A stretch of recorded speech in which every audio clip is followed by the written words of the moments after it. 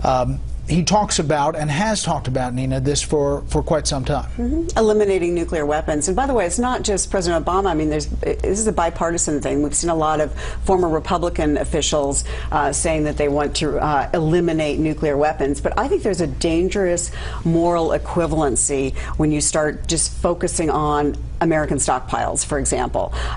You know, the 30 years leading up to the dropping of the bomb on Hiroshima, where 80 million people were killed in 2 world wars.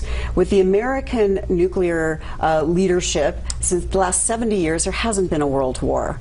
And you know, and yet you also have these bad actors with nuclear weapons, which is where, in my mind, we should be focusing. North Korea. It's very realistic to think about them launching a nuclear strike. You have the always unstable Pakistan with nuclear weapons there. You have the potential of nuclear weapons falling into the hands of terrorists. You have the potential of Iran getting a nuclear weapon, even with the nuclear deal. And I think it's sort of, you lose focus on this conversation about nuclear weapons and the real danger and threat of nuclear weapons when you focus on American stockpiles.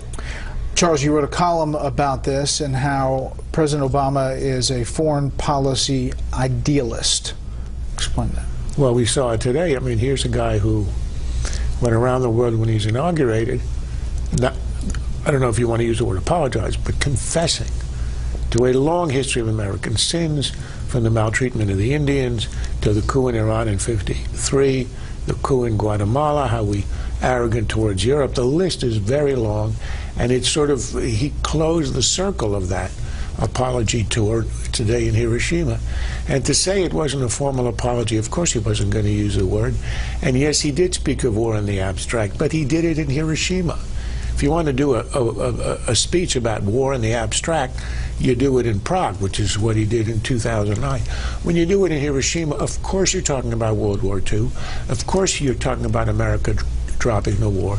And of course the implication is that we have a sense of guilt about it, if not an overt apology. Look, this is a visit he should have made next year as a private citizen, in which case he could speak like a naive private citizen about escaping the logic of fear. What other way is there of dealing with nuclear weapons other than the logic of fear, i.e. deterrence? Eliminating them is never going to happen. That would weaken us.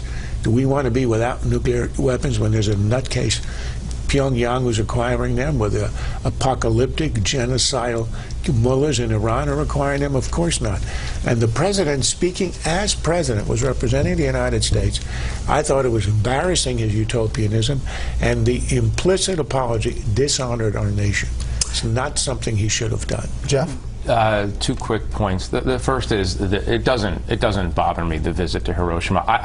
On the other hand, I would say that it would have been nice to have a, let's call it a coordinated, uncoordinated sequence of events in which the Japanese Prime Minister had gone to Pearl Harbor, for instance, and directly apologized, or indirectly apologized, for sinking the USS Arizona, for instance, and then somewhat later in the process have the president go to Hiroshima. That would close the circle. There's another point here, which is that this is realistic politics. This is not idealistic politics in the following sense. Japan is a treaty ally. Japan is our most important ally in Asia. This is a conservative Japanese prime minister, and he wants to buttress this relationship, as does President Obama, to contain China. So if this is a hurdle, a small hurdle, but still a hurdle that you have to get over, then President Obama did a realistic thing by strengthening the Japan-U.S. relationship. Isn't it true that the people of Japan didn't want an apology? They want to make sure that the U.S. is defending them. They want to make sure that the U.S. has their back. I think both things are true. I think they want recognition of the horror of nuclear war, but I think that's more important, ultimately,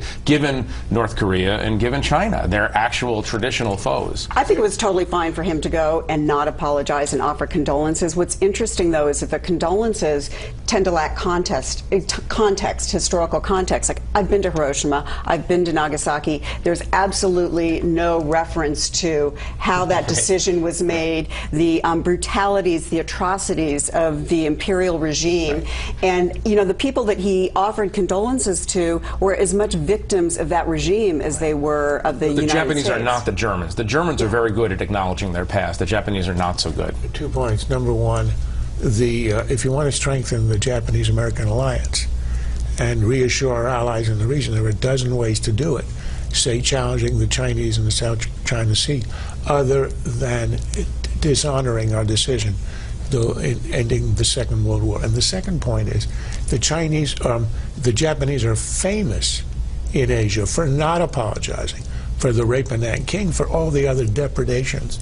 And for us to be showing the way with this needless apology of something that we have nothing to apologize for, to a nation that has refused to do what the Germans, for example, have done, I think